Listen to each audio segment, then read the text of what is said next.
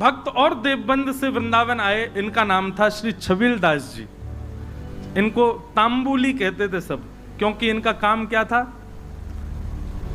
बीड़ी बनाना, तांबुल पत्र आदि सब समेट करके और बीड़ी बनाकर। अच्छा, पूरे जहां कहीं भी रस भाव से ठाकुर जी की सेवा होती है, अनेक स्थानों पर महाराज जी बीड़ा का भोग लगता, पर हमारे वृंदावन में बीड़ी का भोग लगा, बीड़ी छोटी छोटी। क्यों? मन में भाव है, नेक नेक से लाला लाली है, इतनी बड़ी बीड़ा बना दो, कहाँ खाएंगे वाकू? नेक नेक सी बीड़ी बनाओ, छोटी छोटी बीड़ी बने हमारे वृंदावन में। नंदगांव जाओ और कहीं जाओ, इतने बड़े बड़े बीड़ा रहे, बीड़ा बीड़ी समझ रहे हैं ना, कैसे कहें बाबा जा, ये नहीं है बाबा दूर तक कर रहे हैं, वो बीड़ी नहीं है, बीड़ी पानते कहीं बीड़ी। जय हो भैया अरे राम, प्रियालाल जी की सेवा में बीड़ी बढ़िया भैया, मैंने पूछ ली। पान की जो सेवा रे बात बीड़ी के हैं, और बीड़ा के वो बड़ो रे, छोटी रे वो बीड़ी। तो छबील दास जी तांबुली, ये भी देवबंद के थे। इनको भी महाप्रभु जी की बड़ी याद आई, और आप भी महाराज सब छोड़ छाड़ करके वृंदावन आ गए। बोले कि वहीं जाके छोटी छोटी बीड़ी बनाऊंगा, राधा वल्लभ लाल जी को पवाए करूंगा। आए, आकर के महाप्रभु जी के चरणों में प्रणाम किया, और प्रणाम करके कहा मुझे सेवा प्रदान करो। बहुत ध्यान से सुनना सब लोग। महाप्रभु जी बोले क्या सेवा करोगे? बोले हम पे तो एक ही काम आवे, बीड़ी बनावेंगे, प्रियालाल जी को आप बनाओ। बोले ऐसी बीड़ी बनाओ जो मुख में जावे के बाद भी लाल जी को श्रम नहीं करना पड़े, अपने आप ही घुल जाए करे।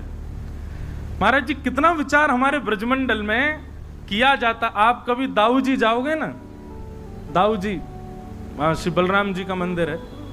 महाराज जी दाऊ जी में शाम को जब ठाकुर जी का, दाऊ जी का प्रसाद बनता है, इतनी छोटी छोटी पूड़ी बनती हैं।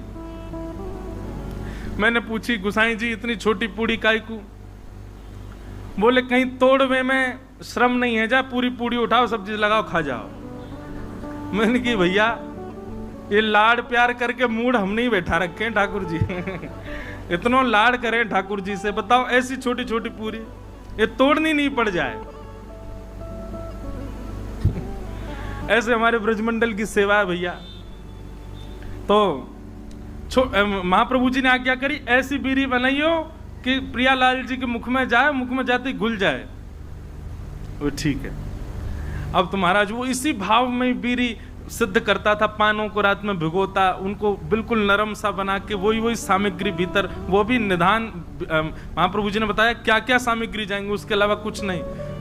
बिल्कुल भी ऐसा ना हो कि मुख में जाकर के थोड़ा भी श्रम करना पड़े। रोज बीड़ी बनाता, चांदी के बढ़िया सुंदर पात्र में उनको भर के लेके जाता, और सेवा में जाकर के श्री राधा वल्लभ लाल जी की सेवा में पधराता। एक बात बताएं आपको, ठाकुर जी के जितने भी अधरामृत हैं उनमें सर्वश्रेष्ठ है बीड़ी। क्यों? बाकी को अधरामृत महाराज जी ठाकुर जी पामे, पर बीड़ी को भोग ऐसा है ठाकुर जी क्या करें, वाकु पामे और मुख से लगा करके अधरामृत को स्पर्श करा करके तब वाकु पधरा दे। नेक नेक पामे, एक बीड़ी तो नेक लियो, दूसरी तो या को मतलब यह है कि मुख्य अधरामृत ठाकुर, वैसे तो सबका छू है, पर बीड़ी में विशेष ठाकुर जी को अधरामृत को भाव रहे। हमारे नाथ द्वार में भी महाराज जी, श्रीनाथ जी कितना बीड़ी भोग लगाते हैं, 100-150 पान रोज पाते होंगे। बताओ महाराज, हर प्रसादी के बाद में।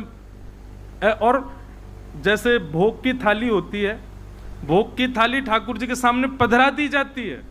ठाकुर जी इसमें हम पाएंगे, या किशोरी जी पवाएंगे, या ठाकुर जी किशोरी, हम लोग बाहर आ जाते हैं पर्दा करके। पर बीड़ी का तो नियम है कि बीड़ी आपको लेके ठाकुर जी के अधर से छुवानी ही पड़ेगी।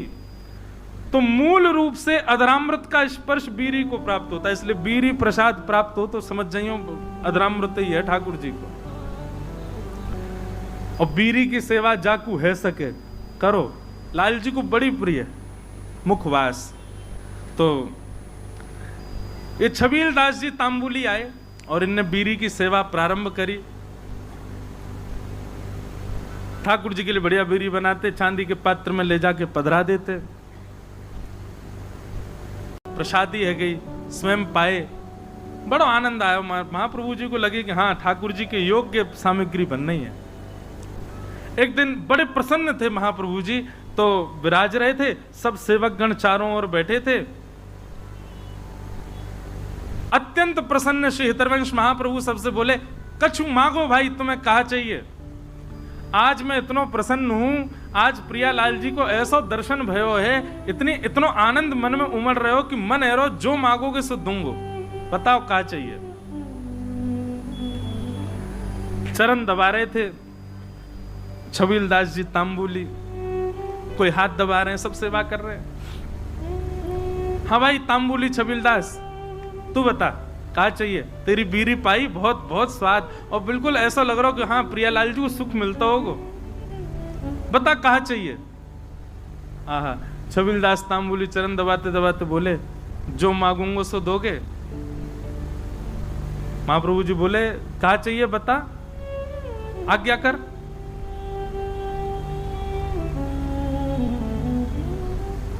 सावधानी से सुनो, बता कहा चाहिए।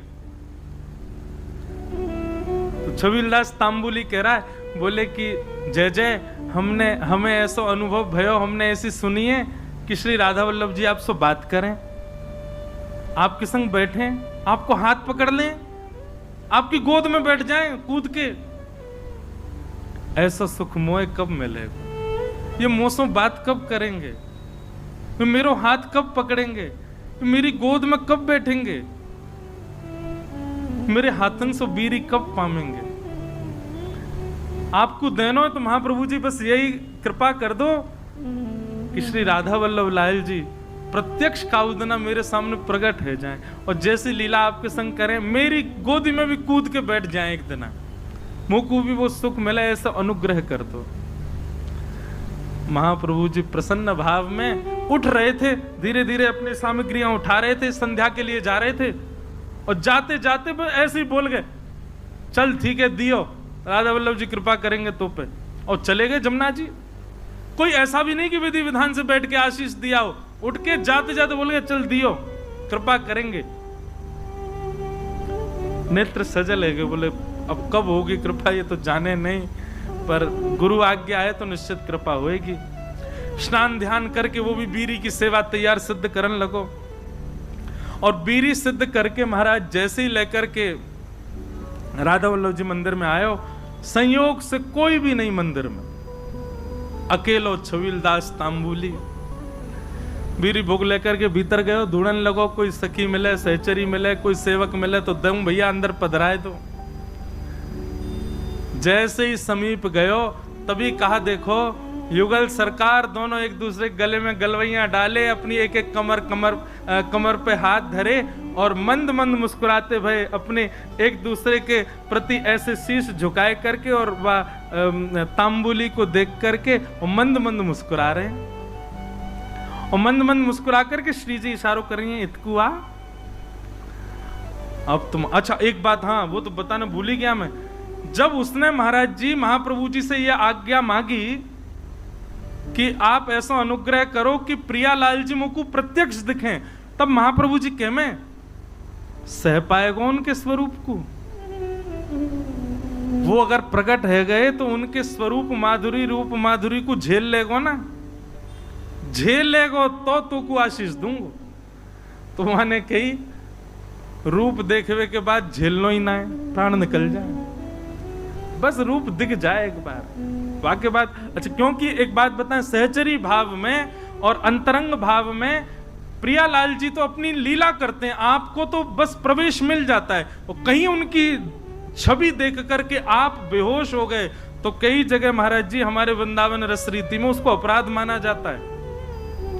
आपने जरूर अपनी गुरु निष्ठा में कोई कमी छोड़ी होगी, जरूर अपनी निष्ठा भाव, इसीलिए आप उस छवि के भाव को सहन नहीं कर पाए।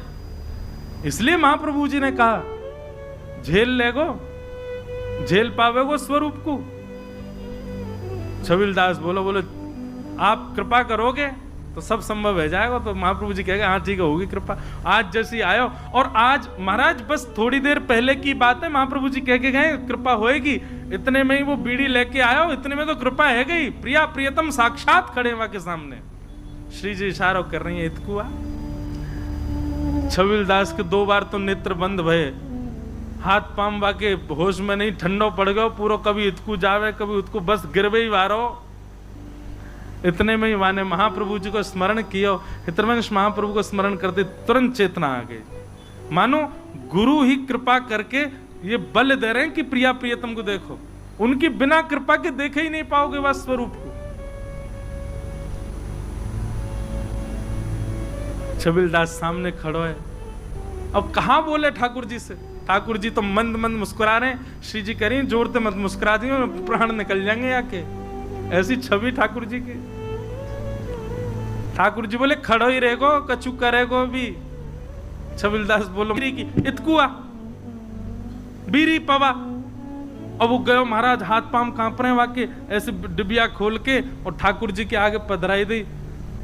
ठाकुर जी बोले बाबरो ही है बिल्कुल ही, अरे निज करसों उठा बीरी और मुंह में पवाए दे, इतना विलंब काय को करे। जैसी बीरी उठाए करके ठाकुर जी के सन्मुख करी। ठाकुर जी इशारों के नहीं, पहले श्री जी को पवाए। श्री जी ने बीच में से बीरी आधी तोड़ करके मुख में लाई, बोले अब अधरामृत मुंह को पवा। जैसे ही पवायो महाराज, वो छवि को दर्शन करते करते छबील दास तांबुली ने वहीं प्राण त्याग दिया, ठाकुर जी में विलीन है गए। बोलो श्री राधा वल्लभ लाल की। क्या समझ में आई बात?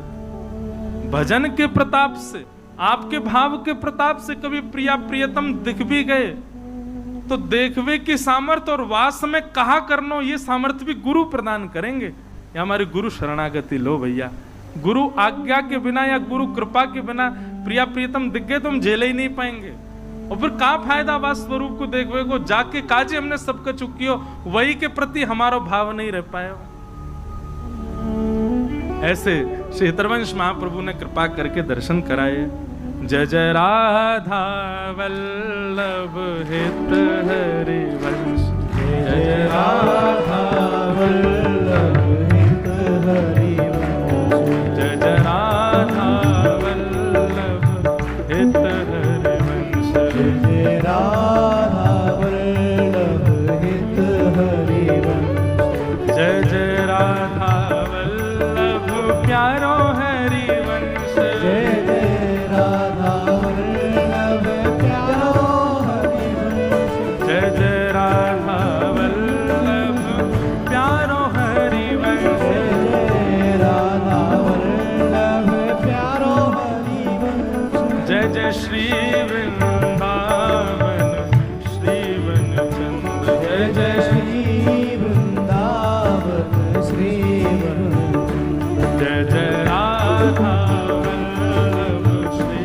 हरि, जय राधा वल्लभ श्री हरि, जय जय राधा वल्लभ हित हरि वंश, जय जय राधा वल्लभ हित हरि वंश, जय जय राधा वल्लभ प्यारो हरि वंश, जय राधा वल्लभ प्यारो हरि वंश, जय जय राधा वल्लभ श्री हरि वंश, जय राधा वल्लभ श्री हरि वंश, ओ जय जय श्री वृंदावन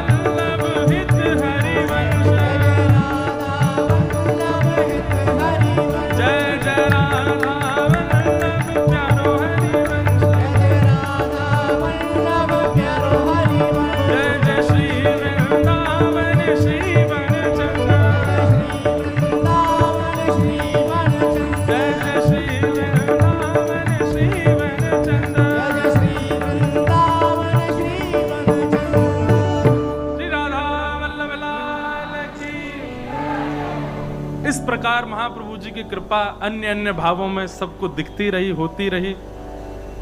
अब बड़े सुंदर दो चरित्र